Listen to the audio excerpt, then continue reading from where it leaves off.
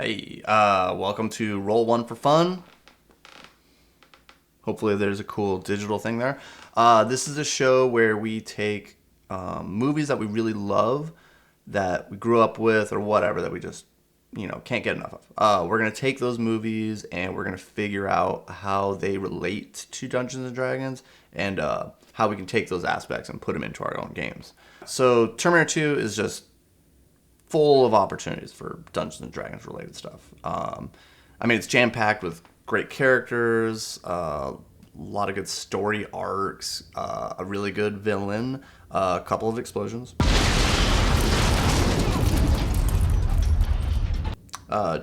Just the world of the Terminator universe is like really dense, really fun.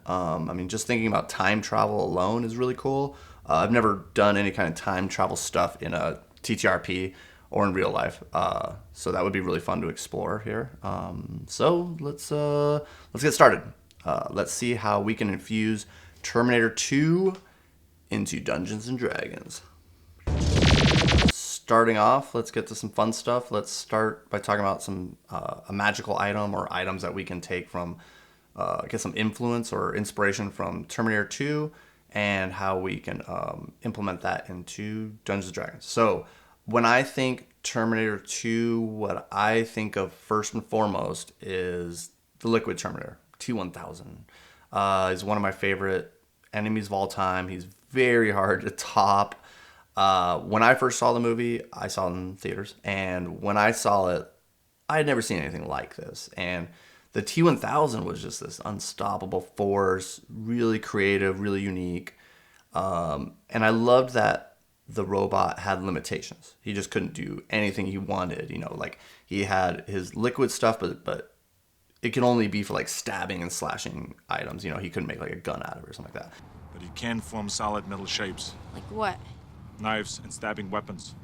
I really liked that, and I think it would be really fun to take what the Liquid Terminator represents and has and implement that into an item. It's always fun when you're going up against a creature or monster and you have your weapon specifically is the one that the creature is vulnerable to or that it's going to defeat this monster. It always feels good. On the flip side, when you're facing an enemy and your weapon doesn't do anything to this damage type, it's frustrating too because you're like, I don't have a million weapons. I like this great axe or whatever Warhammer, and it's not doing anything to this monster, and that can be frustrating. So what I thought I would do is take those cool aspects of the T-1000 and mix that into a magical weapon. So I give to you the shape-shifting weapon. Hopefully, I've named it something cool. As a bonus action, you can change this weapon into something that represents slashing, bludgeoning, or piercing, or whatever you want. So, say you're facing some skeletons, you need bludgeoning damage, right? So, let's change this thing into a Warhammer for the bludgeoning damage. Being attacked by a treant, well, he has resistance to bludgeoning. So, what are you gonna do? Let's transform that Warhammer into a tree chopping great axe. When we're talking items in Terminator 2, I'm thinking a vehicle would be really cool to have. Specifically, the motorcycle, the T-100, Arnold, what he rides around in the movie. When we first see him, basically he's riding around a motorcycle, looking cool, rescuing John Connor. So what I was thinking is that we could... I don't think gas really exists in D&D. I could be very wrong about that. But I thought steam-powered motorcycle would be really cool. I wonder what kind of cool name I came up with for this one. Okay, so if we have a steam-powered motorcycle, then we're going to need an Arnold Schwarzenegger, aren't we? Chill out, dickwad. Well, if you're looking for a playable character that you can take from Terminator 2, who else are you looking for other than T-100, Arnold? We need somebody to ride that cool motorcycle that we just came up with. So, coming up with a class for our Arnold character was a little difficult. I had a couple ideas. Barbarians I thought would be a really cool one. That popped in my head for some reason. But So one of the features that I really liked about the Barbarian class for our T-100 Arnold character is Relentless Rage.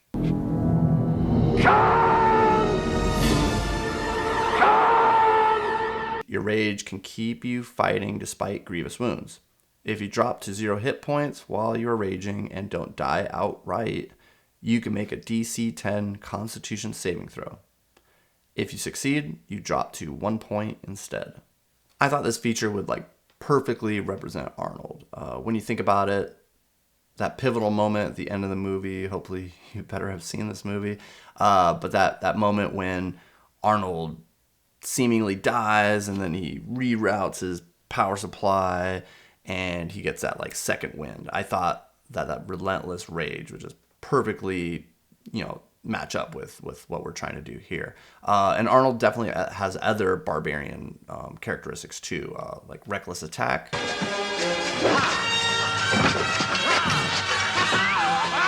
And danger sense. But when you really think about it, the T-100 is a tinkerer and a weapons expert. First and foremost, a weapons expert. So what I really thought would fit him would be the Artificer class. The obvious race that I thought of for our Arnold character was going to be Warforged. Mission. We're going to war. Can't really get around it. It's fits way too perfect. It's metal man basically. So, but it fits so well actually. The more I dove into it, that it just seems like they were very inspired by Terminator 2, or whoever created the Warforged saw Terminator 2 in the theaters, much like I did. I know you better get out of my face!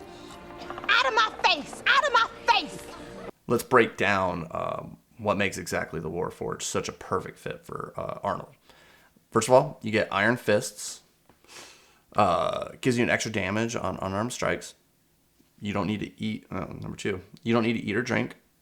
You don't need to sleep. And the real big one I thought of was you get Sentry Rest, which it's very Terminator-esque. When you take a long rest, you must spend at least 6 hours in an inactive, motionless state, rather than sleeping. In this state, you appear inert, but it doesn't render you unconscious, and you can see and hear as normal. Personality-wise, the Warforged are a perfect fit as well. That's great. See, you're getting it. No problemo. Let's look at some Warforged quirks, and I'll show you exactly why Warforged are perfect for our Arnold. They analyze out loud the potential threat posed by every creature you meet. Not like me. A T-1000. Advanced prototype. You often misread emotional cues. What's wrong with your eyes? Nothing. You are fiercely protective of your friends. Come with me if you want to live. You apply wartime discipline to every situation. Visiting hours is 10 to 4, Monday through Friday. You don't understand clothing beyond its utility. I need your clothes, your boots, and your motorcycle. War is the only thing that makes sense to you, and you are always looking for a fight. Now that we have a class and a race for our Arnold, let's equip him and give him a couple other features that are going to make him more Arnold or more T-100 for our situation. Make it more Terminator 2. So there's a couple of things. First, he needs a weapon. Arnold needs a weapon, and what's more fitting than the old shotgun? So, shotgun, it's not too powerful or anything, but Arnold definitely knows how to use it, and he also uses a utility weapon as well, which is pretty interesting. Next, I'm thinking we're going to give him the Goggles of Night. This was the best, because he has that robot vision, and I was trying to think of an item that would fit that best. So I thought Goggles of Night, it's the best way to utilize that night vision, like when he's driving and he can turn off the headlights for the car so that nobody can follow him, but he can still perfectly see. Can you even see anything? I see everything. Next, I think we should give our Arnold a couple of feats that are going to make him more Terminator-esque. One being vehicle proficiency, so he can drive around that coolly named steam-powered motorcycle that we gave him earlier. The other feat I was thinking about was crossbow expert, since our big lug likes to fight in like close combats so very much. And finally, I wanted to give him something that would replicate that barbarian feature that we liked so much, relentless rage. I just liked it so much, and I kind of want to be able to implement that into the Warforged that we came up with. So I gave our little boy, and I'm not going to say it because I'm going to butcher the name. I'm going to just put it somewhere here. So while you are wearing this pennant, you stabilize whenever you are dying at the start of your turn. I thought this would go back into that whole rerouting of energy and him coming back and just cannot die. He's unstoppable Terminator. I thought that would really play into this well. Although I think having Arnold as a playable character is going to be a lot of fun for whoever gets to play that character. I think what I would really see him as being is an NPC. I think he'd be a very good NPC in the game. And this is actually when we go to the plot portion of it for our game. I'm actually going to use him as an NPC. Another NPC that I thought is really cool in the game is Miles Dyson. The inventor guy that gets the arm and the chip, and he kind of helps create the Terminator, but then comes on our side and helps out. But anyways, we'll cover him in the plot portion of it. Now let's get some monsters going for our campaign. It's a little obvious of a choice, but did you say it? The Liquid Terminator. What are you gonna do? You're gonna have a T2 campaign, and you're not gonna have the Liquid Terminator in your game? Ridiculous. So when I was trying to look up some monsters, maybe that would fit this criteria, I was thinking about it, and it's got to fit a couple things. It's got to be a high CR, and it's also got to be shape-shifting. If it can't disguise itself, it's not really going to fit into our Liquid Terminator, Terminator 2 mold. So I was thinking about it, and I was looking around, and I saw a monster that might be fitting of it. Shapeshifter, high CR, the Oni. I've used the Oni before. It's a pretty cool monster, and I think it would fit this very well. Not only does it shapeshift, it also has a regeneration ability that I think is going to be really cool and pretty important, actually, if we're fighting a monster like the Liquid Terminator. Okay, now, if we want to go the extra step with our monster, instead of just making him a CR creature with stat blocks and all that stuff and just renaming him the Liquid Terminator, I was thinking that we could take it up a notch. All right, you want to get nuts? Come on. Let's get nuts! And actually just make him a character. Just do a whole character creation with him. For him, I was going to make him a Warforged, shocking. But instead of the Warforged Juggernaut, like we did with our Arnold character, we're going to do the Warforged Skirmisher. Hopefully I'm saying that right. Probably not. But, and the Skirmisher, it's weird. It's crazy fitting for the Liquid Terminator, and the Juggernaut is crazy fitted for Arnold. I've never had a pair of pants that fit this well in my life. It's got to be influenced by Terminator 2, the creation of the Warforged. I guess I could look up the history of it, but I'm not going to bother with that. The thing with me is that I am smart, and I'm self-smarted, basically, by myself. You guys can tell me in the comments below how wrong I am about all that stuff. So let's break down our Skirmisher and see why he is so fitting. So the Skirmisher allows for a increased dex score, Liquid Terminator-esque. His speed is increased by 5 feet. And when you're traveling alone for an extended period of time, you can move stealthily at a normal pace.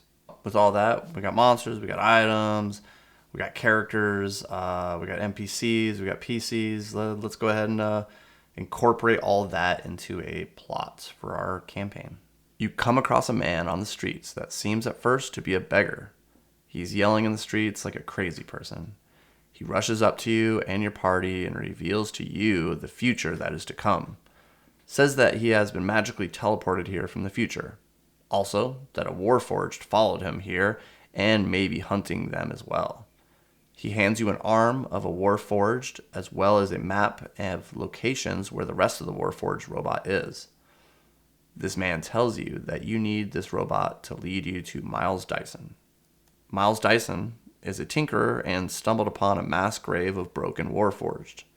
Dyson is putting these machines back together in hopes of having automatons that can run his factory for him. He does not know the dangers these robots represent. Dyson leads you to this factory, where you see that the Warforged have begun fixing themselves and putting themselves back together and creating a small army that you must defeat. The future is not set. So depending on if you make Arnold or T100 character, depending on if you make him an NPC or a PC, it's probably going to change this plot, and you might have to rework some things in order to make that work. But that's how T2 fits into D&D. I think we can use all these things and put them into our next campaign. I hope you guys are able to use these things, have a lot of fun with it, implement maybe one or two of the ideas, the whole thing. I would be really curious to see and hear about any of the things that you're using, how they played out, were they fun, and any other ideas that you guys have. Tell me about it. Leave it in the comments. Message me. Tell me where I went wrong, what you would have done differently, your ideas. I would love to see people, because there's a lot of characters and items and possibilities for T2. It fits so well into Dungeons and Dragons. So let's see what we can do. Also like and subscribe, so future videos, you'll get them right away. I'd love to hear from you guys, and that is how T2 fits into Dungeons and Dragons. Remember, roll one for fun.